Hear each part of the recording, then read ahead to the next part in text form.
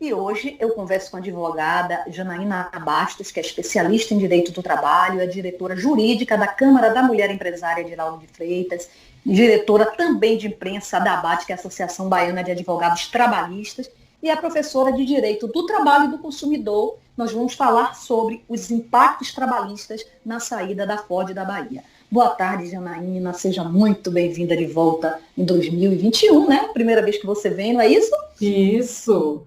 Obrigada, Márcia. Boa tarde, queridos ouvintes. É um prazer, estava com saudade de estar aqui nessa casa que me recebe tão bem. Mas falando agora do nosso tema, né?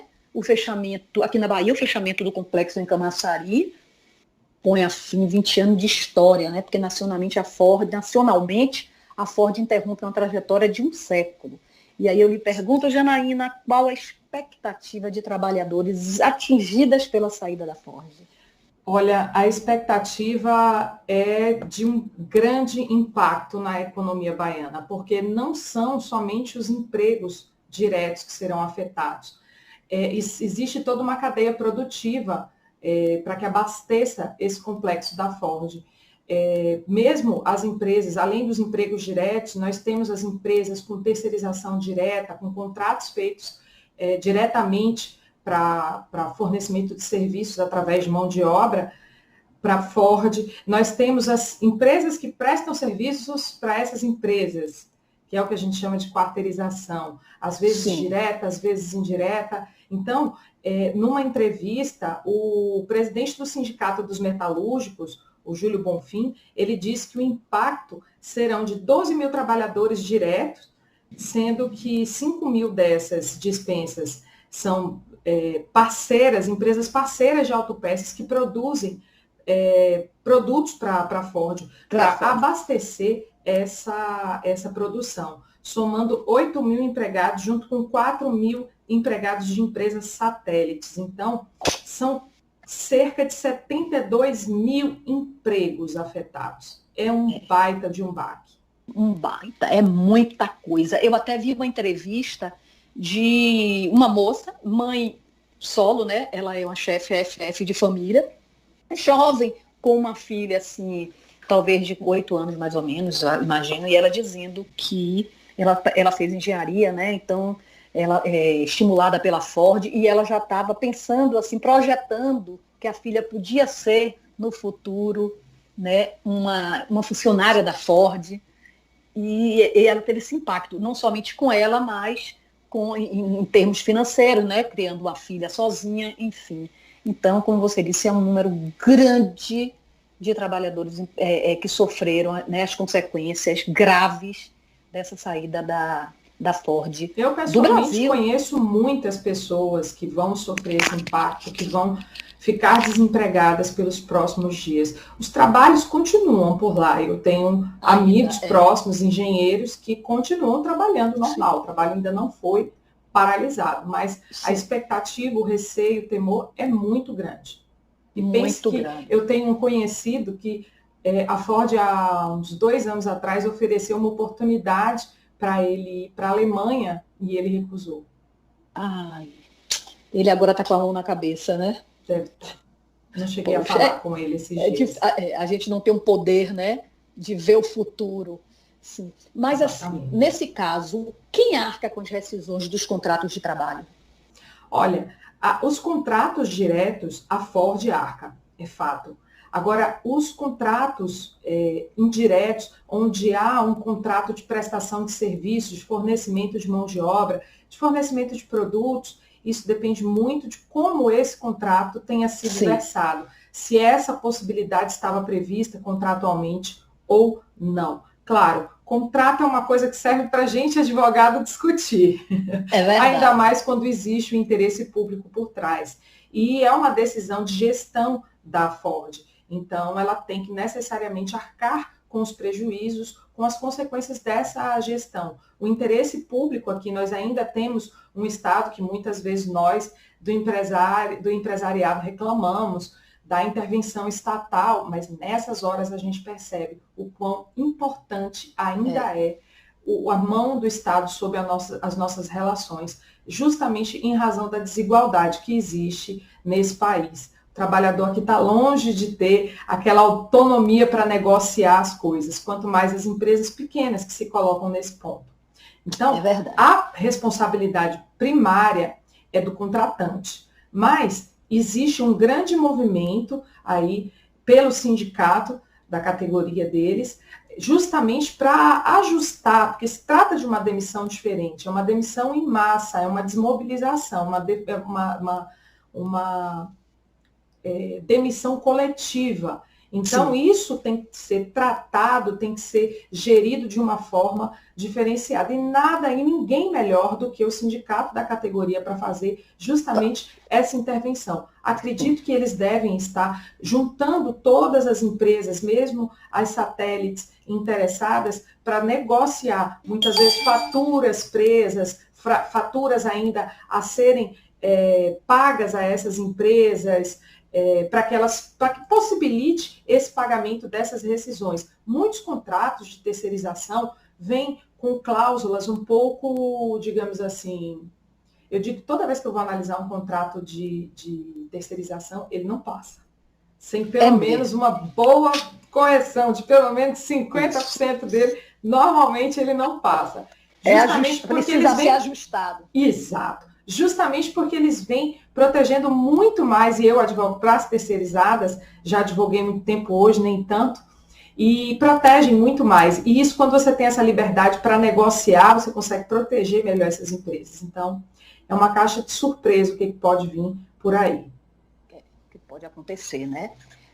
E já os trabalhadores que têm uma estabilidade provisória, caso sejam demitidos, por exemplo, né, no caso das gestantes, tem direito à reintegração e indenização. Eu queria, aproveitando, falando nas gestantes, mas eu quero aproveitar para pedir a você que explique para nossos ouvintes em quais momentos o trabalhador pode ser assegurado de estabilidade provisória. O que é estabilidade provisória?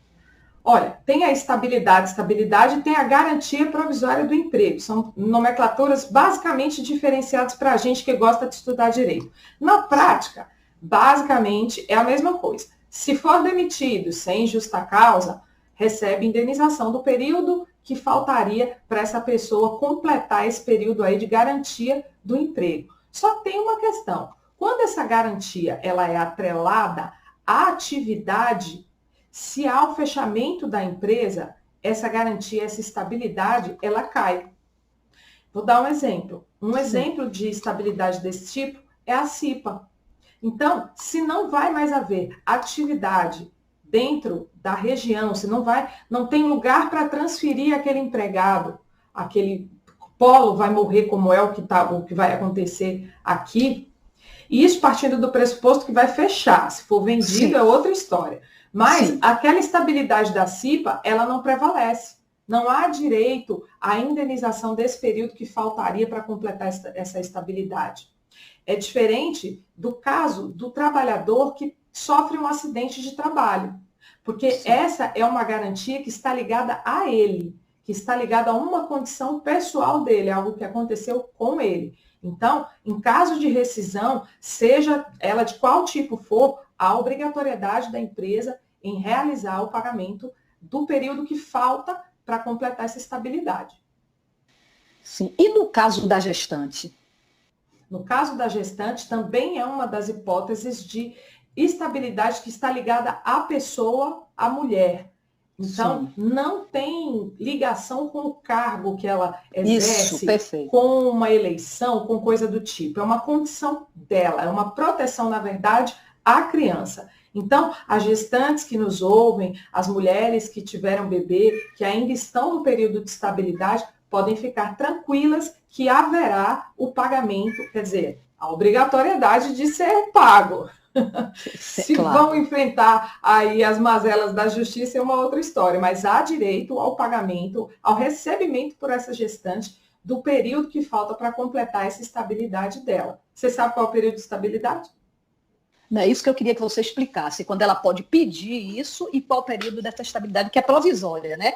Porque, isso, de qualquer forma... Aquela condição acabou, ela isso, deixa de ter essa proteção. Então, o período de estabilidade, ele começa desde o dia que a gravidez está confirmada. A gestante confirmou, recebeu aquele teste positivo da gravidez, ela está estável. Seja num contrato de experiência, seja num contrato normal de trabalho, a única hipótese que não há garantia para essa gestante de estabilidade completa é no contrato por tempo determinado, que é aquele contrato que é feito através de uma prestadora de serviço que contrata, que coloca aquela mão de obra naquela empresa para fornecer um serviço. Então, aquele contrato tem um prazo para acabar. Como o prazo dele é previsto, e normalmente ele está aliado aí a alguma questão da empresa, por exemplo, alguma atividade sazonal que ela tenha, que não é uma condição que vai permanecer vigente, então essa estabilidade ela cai. E essa estabilidade, ela dura até o 5º mês após o parto. Muita gente confunde com o período de licença maternidade, e não tem nada a ver. É o período correspondente da data do parto, da data que a mãe teve o bebê, até o 5º mês após o parto.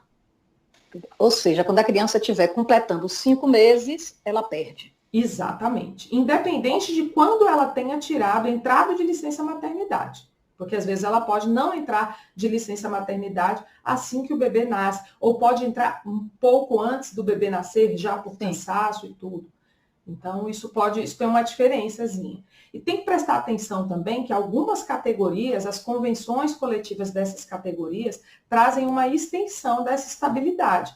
Então, os empregadores que nos ouvem, as grávidas que nos ouvem, prestem atenção na convenção coletiva da categoria para poder saber se você tem aí uma extensão. Isso. Como é importante, né, Janaína, a informação. Demais. A gente deve se cercar por todos os lados, né? Porque às vezes a gente peca, a gente erra, a gente perde por não ter essas informações, né? É curioso que eu recebi uma WhatsApp de Luciana da Boa Tarde, é o que ela diz. Doutora, atualmente a licença maternidade é de 120 dias mesmo na pandemia? Você tem essa informação? Tenho, sim. Continua a mesma coisa. Não houve modificação, são 120 dias. Isso. Aí eu acho que ela agora está fazendo uma confusão, foi bom você ter falado. Ela pergunta, no caso de empregadas da Ford, esse direito é mantido, não é, doutora? É mantido, sim. Não tem modificação nenhuma. E ela está confundindo. Veja que é um exemplo clássico de que você as pessoas trocam a licença maternidade, o período da licença maternidade. Quando ela retorna ao trabalho, ela ainda tem estabilidade, ela não pode ser demitida. Pronto. Então é bom, por isso que foi bom ela ter feito essa pergunta, não é? Excelente. Porque a gente já começou, é uma dúvida até que acredito que muita gente tem, né? Com certeza. Acredito eu, viu? Assim, uma outra pergunta. Sim, a gente ainda tem esperança dessa decisão da empresa ser revertida? Pode ser revertida, Janaína? Olha, nós tivemos um caso da GM em São Paulo, acho que em São Paulo, que passou um tempo ventilando essa possibilidade. E aí houve pressão do Estado e eles voltaram atrás, eles recuaram. A nossa grande esperança seria uma pressão estatal, até porque o Estado forneceu dezenas de benefícios fiscais, um terreno todo terraplanado que custa milhões. Então, necessariamente, deveria haver a cobrança aí de tudo isso que foi investido em troca da geração de emprego, da potencialização da nossa economia local. Né? E 20 anos é muito pouco para a devolução disso. Eles ainda tinham incentivos fiscais. Então, mas uma coisa tem que ser dita. Prevalece ainda a autonomia empresarial. A decisão de continuidade de uma empresa, de não, depende muito mais aí do próprio gestor da empresa, dos próprios gestores da empresa. O Ministério Público do Trabalho poderia entrar com algum tipo de medida, fazer algum tipo de movimento, mas isso é muito mais negociado do que outra coisa. Acredito que no pé que estamos com já toda essa negociação andada, com esses anúncios feitos, acredito que já se tenha ultrapassado essa barreira e que não haja realmente mais possibilidade de reversão. Porque até o Ministério Público do Trabalho pode também, né, se envolver e pode requerer. Com toda certeza. Se houver algum tipo de irregularidade justamente nesse trâmite, o Ministério Público do Trabalho poderia sim intervir. Isso. Olha, Antônio está perguntando, peraí, deixa eu ver aqui. Se o empregado faltar 6 meses para se aposentar, como fica a situação dele? Você não é previdenciária, mas... Não sou, mas isso tem muito mais a ver até com as questões da convenção coletiva. Salvo engano, aí eu peço que ele verifique no texto da convenção coletiva vigente, ou seja, de 2020 2021, se existe a estabilidade pré-aposentadoria. Essa estabilidade pré-aposentadoria, ela também é indenizável, se ela existir na convenção coletiva. Como é importante consultar a convenção coletiva. O trabalhador, o empresário, todo mundo, toda a sociedade deve ter sempre conhecimento da convenção coletiva da categoria. Acredite, eu ouço muita gente, olha, doutora, mas com essa reforma trabalhista, o sindicato não acabou? Não, muitíssimo pelo contrário. O sindicato, ele foi enfraquecido pela reforma trabalhista, porque foi retirada a contribuição obrigatória, então eles têm uma dificuldade financeira grande, mas em contrapartida, a reforma trabalhista trouxe um poder muito grande para esses sindicatos, a partir do momento que possibilitou que o que eles negociem com as empresas, seja nas convenções coletivas, que é aquela coisa negociada de sindicato para sindicato, ou nos acordos coletivos, que é quando o sindicato negocia diretamente com a empresa. E aí a Ford tem acordo coletivo próprio. Importante o trabalhador ver isso. Quando existe essa negociação, essa convenção, esse acordo intermediado pelo sindicato, ele pode ultrapassar algumas coisas, modificar algumas coisas, até mesmo que estão na lei. A reforma trabalhista deu esse poder, que prevalece o que está negociado e não a condição mais favorável para o trabalhador. Isso. Que informação importante você deu, né? Porque, como você falou, a ideia das pessoas é outra, né? Que os sindicatos estão sem poder, enfraquecidos, né? E não é verdade. Financeiramente, não. É importante até, como eu sempre digo, o poder está no bando. Eu tenho feito, nessa pandemia especialmente, muitos acordos coletivos justamente para viabilizar condições internas da empresa e demandas dos trabalhadores, e isso faz com que a gente consiga flexibilizar certas situações, possibilitar a continuidade do emprego. Então, o sindicato não é inimigo de ninguém. Quer dizer, tem alguns que efetivamente não têm uma prática assim louvável, mas é a minoria. Isso, que boa notícia, viu? E você, Janaína, já está com seus clientes, você como advogada, né, especialista em direito do trabalho, inquietos, né, com essa possibilidade, que já é quase um martelo batido, né? Verdade.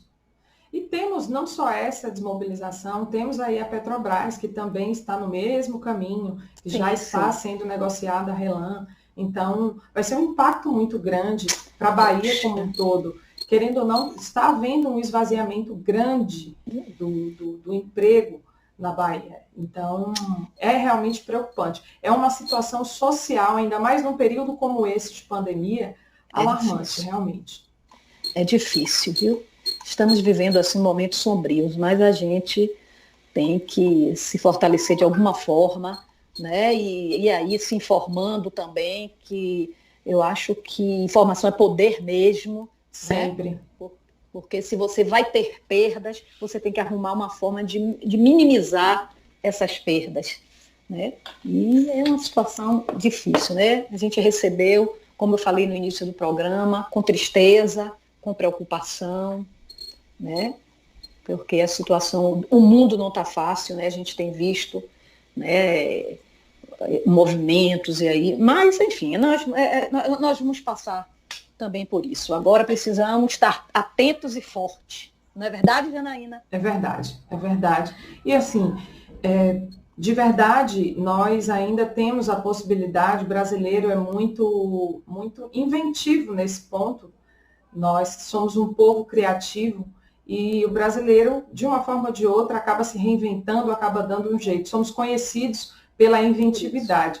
Mas, de uma forma ou de outra, as empresas estão sofrendo muito porque o impacto financeiro realmente foi muito grande com a pandemia. O mercado automotivo já se tem notícia desde antes da pandemia do enfraquecimento desse mercado. Então, já é uma queda de um tempo grande. Então, provavelmente hajam indícios, hajam referenciais econômicos que justificam a saída da Ford da Bahia.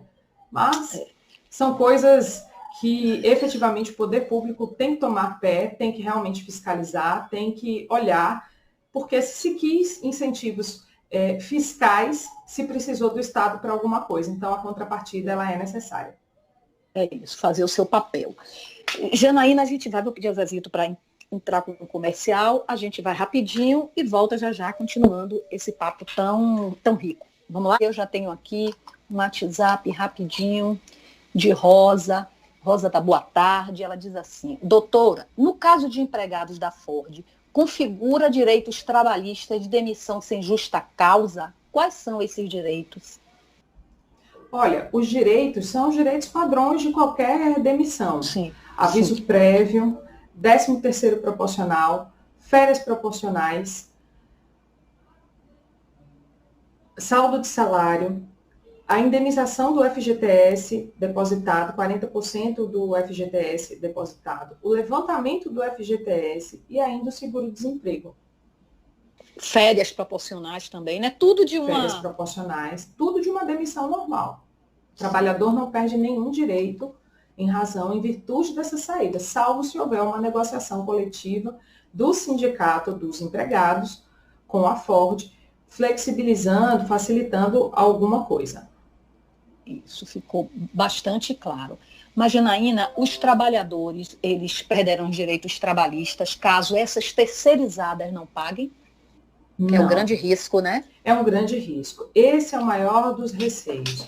Porque, de verdade, a gente sabe que muitas vezes, nós que atuamos em compliance, a gente sabe que existe o que a gente chama de due diligence. Quando você vai contratar uma empresa, você tem que tomar os cuidados necessários. Saber se essa empresa é solvente no mercado, saber se ela tem capital efetivo e não só no papel, para suportar os prejuízos desses contratos de trabalho. Enfim, investigar toda a empresa, como essa empresa se comporta no mercado, a imagem dela, tudo isso faz diferença para quem está contratando, no caso da Ford. E o que a lei fala é que, caso essa empresa que foi contratada para fornecer serviços através desses empregados... É sobre os direitos trabalhistas, caso estas terceirizadas não paguem. Então, essas terceirizadas, quando você vai fazer uma terceirização, que é aquele contrato que eu expliquei lá no primeiro bloco, sim. Você precisa ter um cuidado. Nós que atuamos em compliance, a gente chama de due diligence. Ou seja, quando você vai contratar uma empresa desse tipo, você precisa se cercar dos cuidados de que aquela empresa é solvente, de que ela tem capital, além daquilo ali que ela mostra no papel, se efetivamente ela tem boa reputação no mercado, se ela é cheia de ações, enfim. Mas, independente disso, independente desse cuidado, o que a lei nos diz é que, caso essa empresa que fornece a mão de obra, que fornece o serviço, ou seja, que registra a carteira daquele trabalhador, caso ela deixe de arcar com as suas obrigações, a empresa que toma os serviços desses trabalhadores, no caso a Ford, ela é responsável por esses pagamentos. Como é que isso funciona na prática? Numa execução trabalhista, primeiro executa-se o patrimônio dessas empresas terceirizadas e após esgotar as possibilidades de execução contra essa empresa terceirizada, vai-se ao patrimônio da tomadora de serviço, que é a Ford. Então, primeiro vai existir uma demora. Se isso acontecer, vai existir uma demora.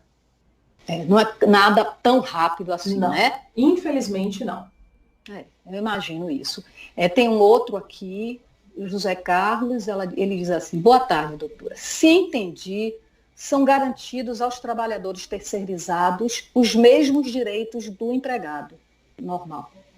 Isso, os mesmos direitos. O contrato de terceirização, ele não derruba direitos trabalhistas. Ele mantém os mesmos direitos trabalhistas. Claro, a diferença básica é que você tem um outro empregador, você pode ter um outro sindicato que o regule essa atividade, pode ter um piso salarial diferente, que é uma coisa discutida, muito discutida, mas ainda sem uma conclusão. Pode haver. Mas as parcelas rescisórias, o resultado do fim de um vínculo, tudo isso tem exatamente a mesma consequência.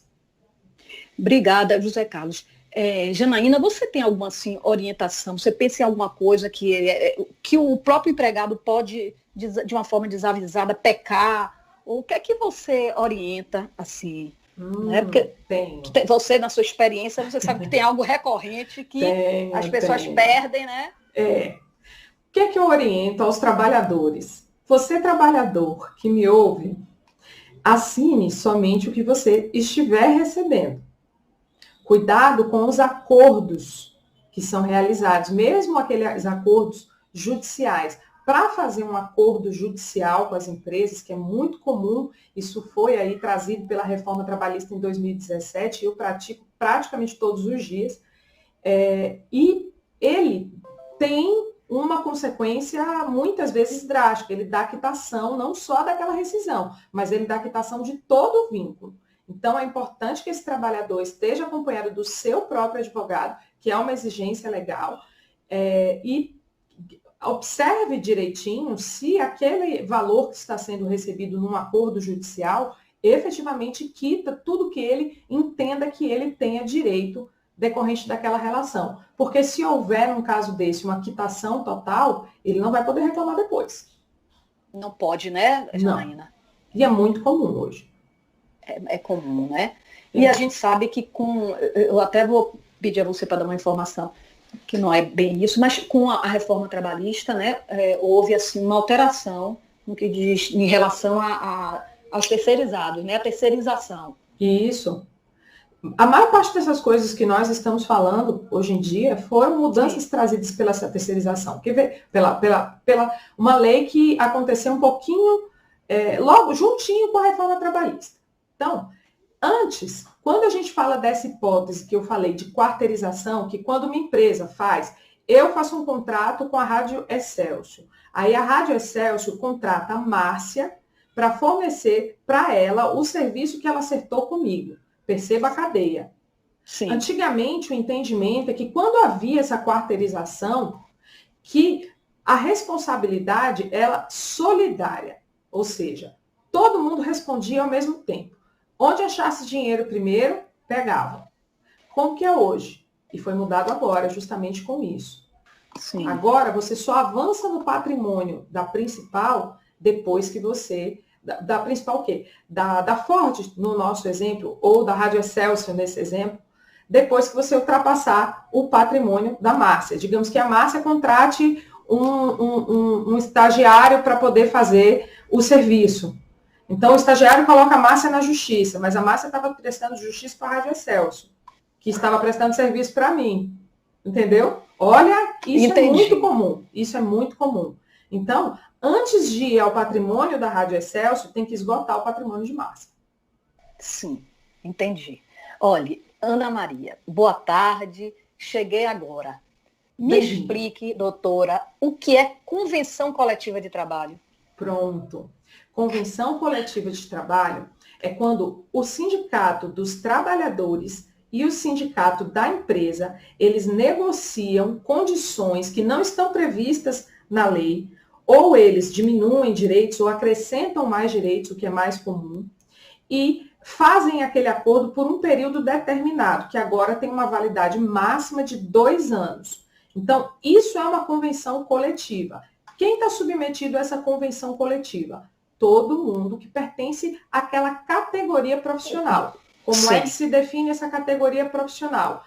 Gente, escutem com ouvidos bem atentos a isso, porque até os meus alunos, advogados, erram isso.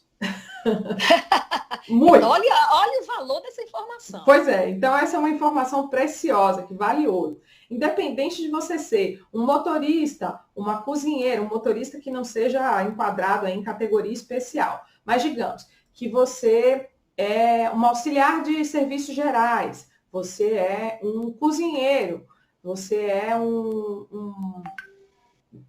fala outra, enfim, tenha você a função que você tenha dentro da empresa.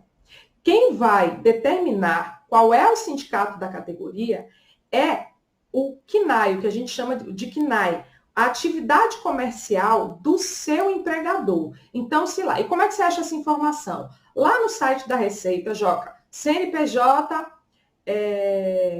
Receita Federal, vai aparecer um lugarzinho, um link direto quase, que você coloca o CNPJ da empresa. Aí lá onde você vê escrito atividade principal, aquilo ali é um enquadramento, obviamente se corresponder à realidade, né? Sim, os contadores que nos desculpem, mas muitas vezes eles tentam fazer, né, arbenz. Mas sim, a atividade principal que está ali descrita é o que vai determinar qual é o sindicato que vai ser seguido. Tem que ser o sindicato daquela atividade comercial. Então, independente da função que você tenha dentro da empresa, o sindicato que você tem que observar é aquele ali. Então, atentos, né? E aí, esses sindicatos, por serem justamente os entes representativos dessa categoria profissional, tanto o Sindicato dos Trabalhadores representando os empregados e o Sindicato das Empresas representando as empresas, eles entram no denominador comum e fazem essa convenção coletiva de trabalho, que é muito mais prático você lidar entre uma categoria e outra e regular todo mundo do que sair fazendo acordo individual com cada empresa. Isso, entendido. Olha, Lúcia, boa tarde. É possível o empregador voltar atrás depois de ter dado aviso prévio a seu empregado? Fantástica pergunta. Foi? Também é uma coisa que até os estudantes de direito erram muito. Olha que meus ouvintes, hein? Afiadíssimos, Obrigada, afiadíssimos. Lúcia. E a resposta é sim, ele pode voltar atrás. Mas, e o segredo está nesse mas, quem decide se continua no emprego ou não, nesse caso, é o trabalhador. Sim. A empresa não pode obrigar o trabalhador a, olha, cancelei o aviso, volta a trabalhar numa boa. Se o trabalhador disser, não quero, achei um emprego melhor, não quero mais ficar. Ele vai embora. Como diz no popular, me dê meus direitos. Me dê meus direitos integrais, sem desconto nenhum. Né? Olha, como você disse, até os alunos, às vezes, ficam em dúvida. Pense que o direito do trabalho é imenso e regulado por fontes que não estão num lugar só, por convenções coletivas, por convenção da OIT, tem tanta coisa que realmente é complicado. Assim, Janaína, você já deu um exemplo de uma, mas quais são as maiores de outras pegadinhas? Ou seja, por falta de conhecimento, o empregado sai perdendo e às vezes não pode reclamar. Olha, quando ele tem muitas empresas ainda, especialmente as empresas menores, de economia familiar, que colocam recibos em brancos para serem assinados, tomem cuidado, o recibo tem que estar todo preenchido. Esses acordos que eu falei, judiciais, eles têm valor, eles valem. Os acordos que são feitos lá no balcão da empresa, sozinho, entre trabalhador e empregado, esse não tem valor. E muitas vezes os empregados deixam de recorrer aos seus direitos por, na hora da necessidade, na hora do vamos ver, de precisa receber aquele dinheiro, acaba assinando o que o patrão quer. Esse acordo, se não for feito no judiciário, ele não tem valor. Sim. Então, aí nesse caso, se não for no judiciário, o próprio empregado pode recorrer, né? Pode recorrer. Aquilo não tem validade nenhuma.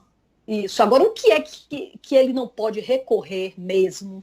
De uma sentença judicial. Isso ele não pode. Quando você faz um acordo na justiça, aquilo ali tem os mesmos efeitos do que se esse trabalhador entrasse na justiça pedindo tudo que ele acha que tem direito e lá, em algum momento do processo, ele vai e faz um acordo com a empresa.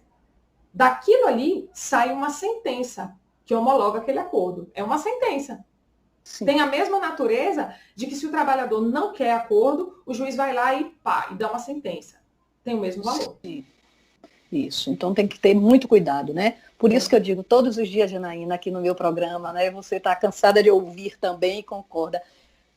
Informação é poder. A gente tem que andar informado. A gente não sabe, na dúvida, né? A gente não arrisca. Na dúvida, consultem. Eu faço um trabalho consultivo para empresas, mas hoje esse trabalho consultivo também atende a empregados. Se você tem dúvida dos seus direitos, procure um advogado da sua confiança e pergunte. Nada melhor do que uma boa informação. É isso. É como a gente sempre diz, quando a gente vê Lucas Moana, que é especialista em direito previdenciário com relação à aposentadoria, né? Ele diz é uma decisão para a vida, né? Exatamente. Então não cabe mais a gente correr riscos de jeito nenhum. Ó, eu já estou faltando um minutinho. Tomara que a Mari tenha me mandado uma perguntinha aqui rápida. Ela disse que você é muito simpática, muito inteligente, dá boa tarde a gente. Ela quer desejar parabéns para todos nós pela vacina, né? Que Deus nos trouxe muitas alegrias, Deus é fiel. E ela disse que a gente tem que continuar, Mari, isso mesmo, usando a máscara por um bom tempo. Né? E o distanciamento social também é importante. Isso. Um abraço para você. E está sempre consultando, né, os especialistas, atento ao que a ciência nos diz. Janaína, chegamos ao finalzinho do programa. Obrigada, Mari. Quero lhe agradecer mais uma vez sua participação, viu? Eu que agradeço, Márcia. É sempre um prazer. Acompanho sempre, estou sempre escutando. Você traz informação de primeiríssima qualidade. É uma satisfação muito grande fazer parte dos seus amigos que colaboram aqui com o programa. E os seus ouvintes são afiadíssimos. Isso. E a gente tenta, né? Então eu quero lhe agradecer mais uma vez. Até uma próxima, viu? E se cuide e vamos vibrando aí nessa boa notícia que é a chegada da vacina.